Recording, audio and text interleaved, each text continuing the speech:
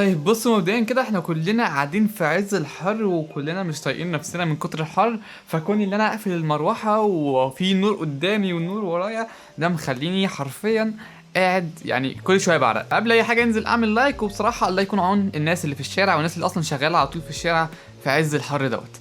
المهم اي منتج من شركه ابل بيكون سعره غالي جدا في مصر، وده اللي بيخلي ناس كتير قوي تروح تجيب منتجات ابل الرخيصه، يعني مش تروح تجيب اغلى موبايل في شركه ابل، وبيروحوا يشتروا موبايلات ارخص شويه من شركه ابل.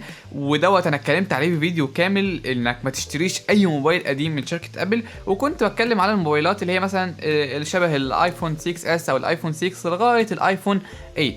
ولكن لما نيجي لموبايل شبه الايفون اكس ار اللي في ناس كتير قوي بتسأل عليه حاليا وبتفكر ان هي تشتريه، لان هو يعتبر بسعر يعني غالي شوية ولكن مش اغلى السعر. الموبايل دوت تقريبا في مصر دلوقتي ب 12000 جنيه. فهل الموبايل دوت يستحق شراؤه في سنة 2020 ولا خلاص يعتبر صفقة خسرانة شوية ومش بيديك يعني اداء كويس ولا قيمة كويسة؟ ده اللي هنحاول نكتشفه النهارده. خليني كمان اقول لكم ان انا في الفيديو دوت مش بقارن الموبايل دوت اللي هو ب 12000 جنيه مع الموبايلات الاندرويد، لاني لو انت هتقارن الموبايل دوت بموبايلات اندرويد فانت هتخش في حوارات كتير جدا.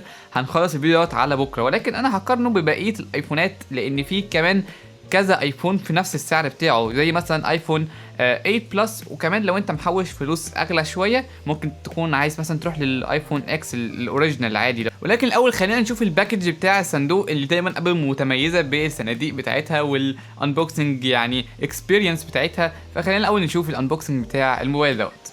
يلا بينا.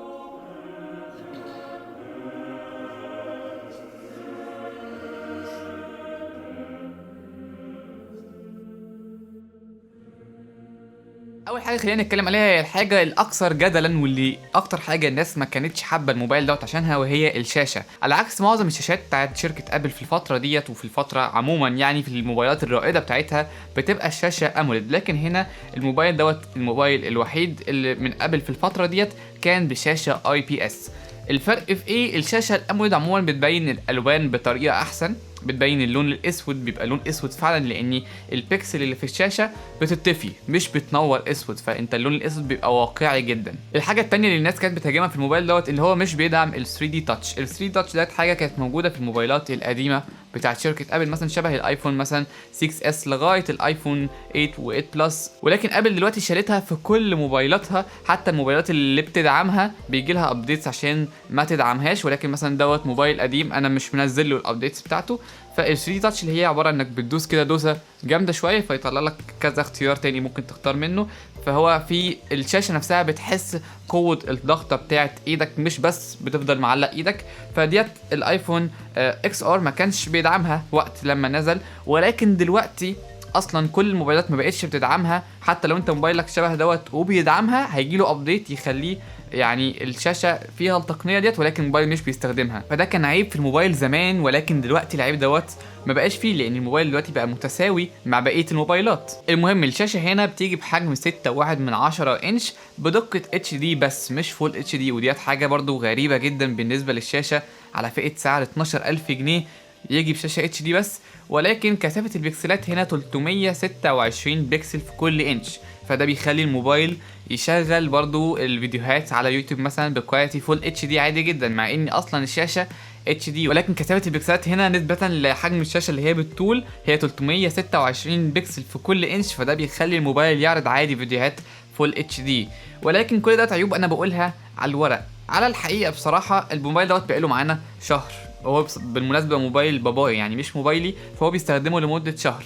فعلى الورق الكلام دوت يقول لا يعني الموبايل ده شاشته مش كويسه، ولكن على الحقيقه انت مش هتلاحظ فرق في الوان الشاشه ديت غير لما تجيب كده موبايل تاني وتلزقها فيه وتقعد تدقق كده ما بين الشاشتين. ولكن في الايام العاديه الشاشه هنا ممتازه، الدقه بتاعتها ممتازه. ولو انت مش اولويتك الاولى هي الشاشه، يعني انت لو مش بس جايب الموبايل دوت عشان شاشته، فالشاشه هنا هتكون مناسبه ليك عادي، ممكن تتفرج على فيديوهات، تتفرج على افلام. ولكن لو انت اهميتك اكتر حاجه مهمه عندك هي الشاشه، فانت اكيد مش احسن شاشه في ب 12000 جنيه يعني في موبايل ب 12000 جنيه، ولكن هي ستيل شاشه كويسه لاي حد طبيعي. يعني انا لو استخدمت الموبايل دوت كموبايلي الرئيسي مش هلاقي مشكله في الشاشه، لان هي مش مهمه بالنسبه لي للدرجه دي. فبالنسبه للشاشه في 2020 كدقه هي مقبوله، ولكن كالوان هي مش مقبوله قوي. دلوقتي عندنا في 2020 شاشات بدقه 90 هرتز و120 هرتز، فهي كشاشه تعتبر مقبوله، ولكن مش هي ديت الحاجه الواو اللي هتخليني اروح اجيب الموبايل دوت وانا لسه في 2020 او في 2020. لما نيجي للتصميم فهنا عندنا تصميم ابل العادي جدا اللي هو اللوجو بتاع الابل من فوق مش شبه الموبايلات الجديده اللوجو في النص.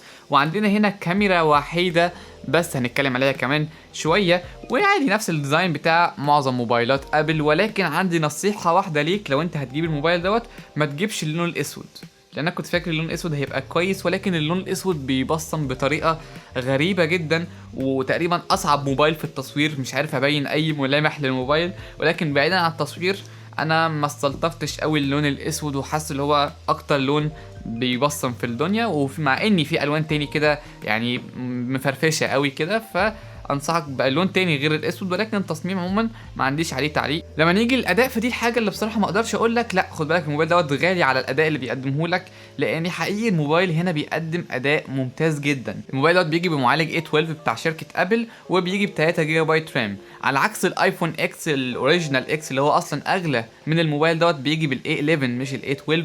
فانت الموبايل دوت بيديك بروسيسور احلى من اللي موجود في الايفون اكس اللي اغلى منه، اللي يعتبر اغلى منه تقريبا في مصر ب 13 او 14 الف جنيه. فمن نقطه الاداء الموبايل دوت مش هيضايقك قوي في الاداء، او مش هيضايقك خالص في الاداء، بالعكس ففي الالعاب كمان مش هيضايقك نهائي. لعبه بابجي هنا بتشتغل على اعلى اعدادات ممكن تلعبها عليها، بتشتغل على اتش دي ار مع فريم ريت اكستريم. انتوا متخيلين اتش دي ار اللي اصلا في موبايلات مش بتشغل اتش دي ار بيقول لك لا مش بندعمها، فبيشغل بابجي على اعلى اعدادات ممكن تشغلها اتش دي ار وفريم ريت اكسترا. عارفين اللابتوب ورايا هو اصلا لابتوب جيمنج مش بيشغل بابجي على اتش دي ار، فالاداء هنا في التصفح وفي الالعاب مقبول جدا في 2020، بل بالعكس ممكن يعتبر ممتاز في 2020. الموبايل دوت كمان لسه هيجيله ابديتس الكام سنه جايين كتير شويه، فلسه الموبايل دوت هيطول حبه لقدام لغايه ما اداؤه يبدا يضعف مقارنه بالموبايلات اللي حواليه ب 12000 جنيه. فلو انت كنت بتفكر انك ممكن ما تجيبش الموبايل دوت عشان نقطه الاداء، فلا اطمن، الموبايل هنا اداؤه كويس. انا فعلا لعبت عليه كتير جدا لعبه بابجي وبيشغلها بطريقه يعني ابهرتني، ما كنتش متوقع ان كل الاداء دوت هيبقى موجود في الموبايل دوت، كنت متوقع يعني اداء اقل. طيب نتكلم شويه عن الكاميرات. فهنا عندنا كاميرا وحيده بس بارزه شويه عن ظهر الموبايل، بتيجي بدقه 12 ميجا بكسل. خليني اقول لكم اختيار ان يبقى فيه كاميرا خلفيه واحده بس في الفئه السعريه اللي هي بتاعت 12000 جنيه ديت غريب شويه، ولكن اكتر كاميرا بنستخدمها هي الكاميرا الوايد العاديه ديت، فهي اكتر كاميرا او اكتر عدسه بتستعمل. والكاميرا هنا ما اقدرش برضه اقول اللي هي وحشه، الكاميرا هنا بتطلع صور ممتازه جدا، بتطلع دايناميك رينج كويس جدا مقبول جدا بالنسبه اللي احنا في 2020. الكاميرا هنا بتطلع فعلا صور هتعجبك جدا. اكتر حاجه قوي بقى بتعجبني هي تصوير الفيديو. هنا انت ممكن تصور فيديو لغايه 4K 60 فريم، مع ان في معظم الموبايلات بيبقى بتصور 4K لغايه 30 فريم، لكن هنا ممكن تصور 4K لغايه 60 فريم في الثانيه. وتصوير الفيديو هنا عموما بالكاميرا الخلفيه ممتاز قوي. كمان من قدام عندنا الكاميرا السيلفي ال7 ميجا بكسل، وجنبيها السنسور ال 3 دي اللي بيحدد عموما وشك عشان يفتح وشك بالفيس اي دي، لان طبعا هنا الموبايل ما فيهوش فينجر برينت، هو فيس اي دي بس، فبرضه السنسور دوت بيحدد عمق وشك والدبس والحاجات دي. برضه الكاميرا اماميه وخلفيه الموبايل هنا كويس ويعتبر مقبول جدا، لغايه 2020 يقدر ينافس وهيطلع لك صور هتتبسط منها. بالنسبه للبطاريه في الموبايل دوت، في بطاريه تقريبا 3000 ملي امبير، يعني هي 2940 ملي امبير، فخلينا نقول 3000 ملي امبير. والبطاريه هنا بتقعد وقت كويس، على عكس الايفون اكس الاوريجينال العادي البطاريه بتتسحب اكتر عشان الشاشه بتاعته اموليد، وعشان فيه استهلاك اكتر للطاقه عشان البروسيسور اللي فيه اقدم من دوت. فالبطاريه هنا البروسيسور بيحافظ على اداء البطاريه بطريقه كويسه، والبطاريه ادائها معقول لو انت شخص استخدامك طبيعي. ولو انت شخص استخدامك متوسط هتقعد معاك اليوم، يعني ممكن تقعد معاك اليوم كامل، ولكن لو انت دوست عليها والعاب بقى طول اليوم او كده لا، مش هتكمل معاك مثلا 3-4 ساعات ولازم تشحنها تاني. لما نيجي نقطه الشحن، فالشحن هنا مش عارف اقول عليه سريع ولا لا، ولكن هو 15 واط. بالنسبه لابل هو شحن سريع، ولكن بالنسبه لنا كده في العادي هو مش اسرع شحن ممكن نشوفه خالص. يعني الموبايل تقريبا بيشحن اول 50% في 30 دقيقه، وبعد كده 50% الباقيه بيقعد وقت اكتر من 30 دقيقه. فيعني يعتبر هو شحن سريع بس مش قوي، ولكن برضه عشان مساحه البطاريه مش اكبر حاجه فبتتشحن في وقت سريع شويه. فاقدر اقول الموبايل دوت ستيل ممتاز جدا في 2020، لسه ممتاز جدا حقيقي في 2020. ولكن مشكلتي مع الموبايل دوت هي حاجه واحده بس، حقيقي هي حاجة واحدة بس، سعره في مصر. الموبايل دوت سعره في مصر مؤفور قوي عن سعر الموبايل دوت بره، وعموما سعر اي ايفون في مصر بيبقى غالي. يعني انت لو هتجيب الموبايل دوت من بره مصر مثلا من امريكا او من اي حته هتجيبه مثلا ب 9000 جنيه بالكتير قوي، احنا جايبينه تقريبا ب 8500 جنيه، فده قيمه مقابل السعر بيقدمه كويسه جدا. ولكن 12000 جنيه في مصر يعتبر سعر غالي عليه، ولكن دوت الامر الواقع. الايفونز عموما في مصر بتبقى غاليه، فلو انت هتجيب الموبايل دوت لازم تكون عامل حسابك انك مش كل جنيه هتدفعه هتاخد قدامه قيمه. خليك عارف انك هتدفع سعر غالي شويه، ولكن قدامها هتاخد موبايل لسه بيقدم كاميرا كويسه، بيقدم بطاريه نوعا ما كويسه، بيقدم شاشه مقبوله واداء قوي. بس كده، يا رب اكون فدت اي حد كان ناوي يجيب الموبايل دوت، اذا كان بقى اللي هو هيجيبه او مش هيجيبه. دي كانت كل حاجه الفيديو بتاع النهارده. لو عجبك الفيديو ما تنساش تعمل له لايك، انت اول مره تشوفنا ما تنساش تعمل لنا سبسكرايب من الزرار الاحمر اللي تحت، وتفعل الجرس كمان عشان تشوف كل الفيديوهات اللي جايه. وما تنساش تعمل لنا فولو على انستجرام عشان بننزل هناك محتوى حصري، وهنعمل يعني زي ستوري كده للاسئله قريب جدا، فهتلاقي اللينك بتاع الانستجرام بتاعنا تحت في الديسكربشن. دي كانت كل حاجه الفيديو بتاع النهارده. شكرا عشان شفتوا الفيديو مره تاني، ربنا معاكم في الجو الحر دوت، واشوفكم في الفيديوهات اللي جايه. سلام.